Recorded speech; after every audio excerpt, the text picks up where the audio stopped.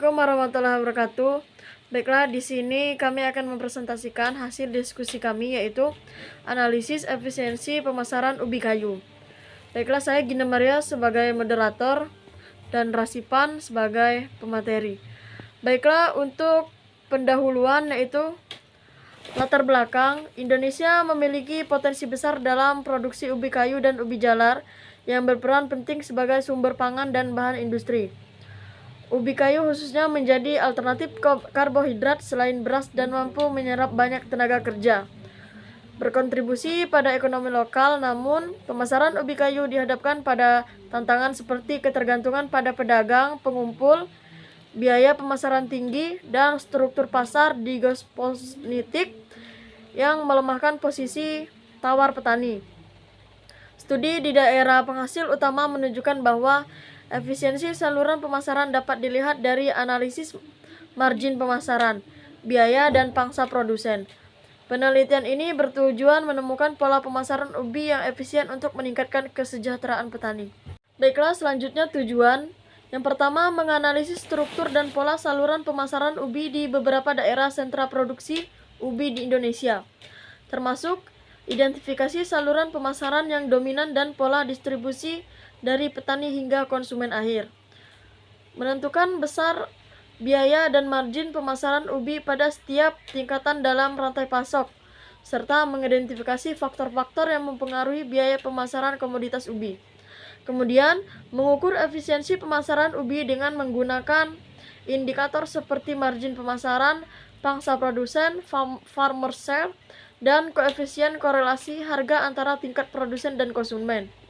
Selanjutnya, memberikan rekomendasi strategi pemasaran yang dapat meningkatkan pendapatan petani melalui pengurangan biaya pemasaran dan optimalisasi saluran pemasaran yang lebih efisien. Selanjutnya ada metode. Yang pertama itu analisis efisiensi pemasaran ubi kayu di Lampung, dan yang kedua analisis efisiensi pemasaran ubi jalar di Karanganyar, dan yang ketiga analisis efisiensi pemasaran produk olahan ubi kayu di Serdang Bedagai, dan yang terakhir adalah analisis margin pemasaran ubi kayu di Wonogiri. Baiklah, yang selanjutnya adalah hasil dan pembahasan dapat dilihat pada tabel 1, pangsa produsen di setiap saluran pemasaran ubi kayu di lokasi penelitian.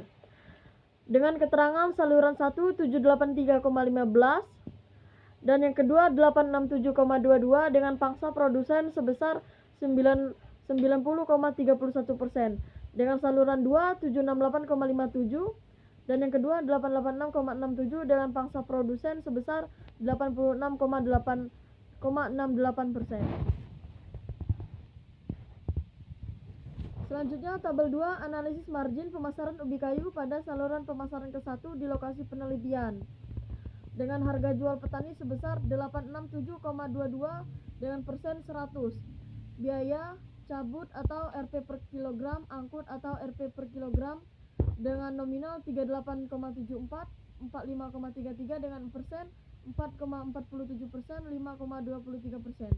Dengan harga jual bersih petani 783,15 dengan persen 90,31%. Selanjutnya pada tabel 3, analisis margin pemasaran ubi kayu pada saluran pemasaran kedua. Baik, di sini saya akan melanjutkan hasil dan pembahasannya. Pada jurnal kedua, analisis efisiensi pemasaran ubi jalar di Kabupaten Karanganyar. Pada tabel ketiga, analisis margin pemasaran ubi kayu pada saluran pemasaran kedua di lokasi penelitian tahun 2012. Untuk uraiannya di sini ada harga jual petani, harga jual pedagang pengumpul, biaya margin pemasaran, profit margin, harga beli di pabrik, dan harga share dan RPM-nya di sini teman-teman bisa lihat sendiri. Nah, di sini saya akan melanjutkan pada tabel rata-rata biaya usaha tani, penerimaan dan pendapatan petani ubi jalar di Kecamatan Tawangmangu, Kabupaten Karanganyar. Untuk uraiannya di sini ada biaya variabel, biaya tetap, pajak tanah per tahun, penyusutan peralatan, total biaya itu di angka Rp6.370,867 untuk per usaha taninya. Nah, untuk per hektarnya itu di angka Rp17.833,653.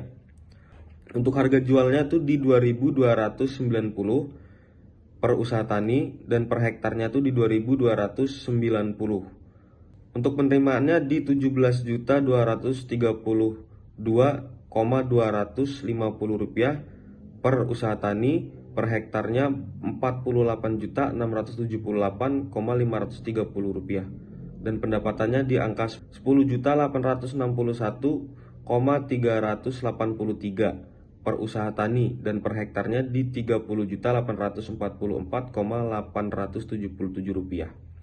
Dilanjut pada tabel 5, biaya keuntungan dan margin pemasaran ubi jalar di Kecamatan Tawangmangu. Untuk salurannya itu ada 1, 2, 3, dan 4. Total biayanya di angka 350, 355, 325, dan 130, dan keuntungannya di angka 650, 145, 175, dan 1470. Untuk margin pemasarannya di angka 1000, 500, 500, dan 0. Lanjut pada jurnal ketiga, analisis efisiensi pemasaran pada tingkat saluran pemasaran industri rumah tangga produk olahan ubi kayu di Desa Sukasari, Kecamatan Pengajahan, Kabupaten Serdang Bedagai. Pada lampiran 7, margin keuntungannya di sini sampelnya ada 2, dan total dan rataannya. Di sini kawan-kawan bisa lihat aja langsung di tabel tersebut, karena jika disebutkan satu-satu akan memperpanjang waktu. Nah, di sini saya akan melanjutkan pada tabel, yaitu margin keuntungan pedagang pengepul dan margin keuntungan pedagang pengecer. Nah, untuk margin keuntungan pedagang pengepul itu sampelnya ada 1. Untuk margin keuntungannya di angka Rp3.000. Nah, untuk margin keuntungan pedagang pengecer di sini sampelnya ada 2. Untuk total margin keuntungannya di Rp12.000 dan rataannya di angka Rp6.000.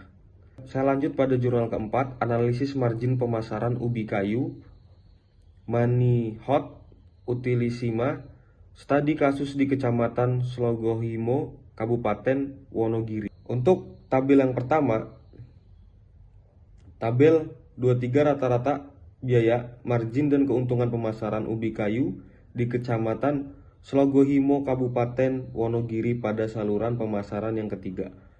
Di sini uraiannya ada 5 variabel, dan nilai rupiah atau kilogramnya kawan-kawan bisa lihat di sini, dan untuk market share-nya juga kawan-kawan bisa lihat di sini. Karena jika disebutkan satu-satu itu akan sangat memperpanjang waktu. Nah, saya lanjut pada tabel kedua di jurnal keempat. Di sini masuk pada tabel 24 di bagian jurnalnya, perbandingan total biaya, total keuntungan, dan total margin pemasaran serta farmers share dari ketiga saluran pemasaran ubi kayu di Kecamatan Slogohimo, Kabupaten Wonogiri. Di sini ada 3 variabel.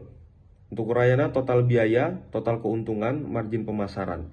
Untuk saluran yang pertama, total biayanya itu di 4,90, saluran kedua 17,59, saluran ketiga 121,6.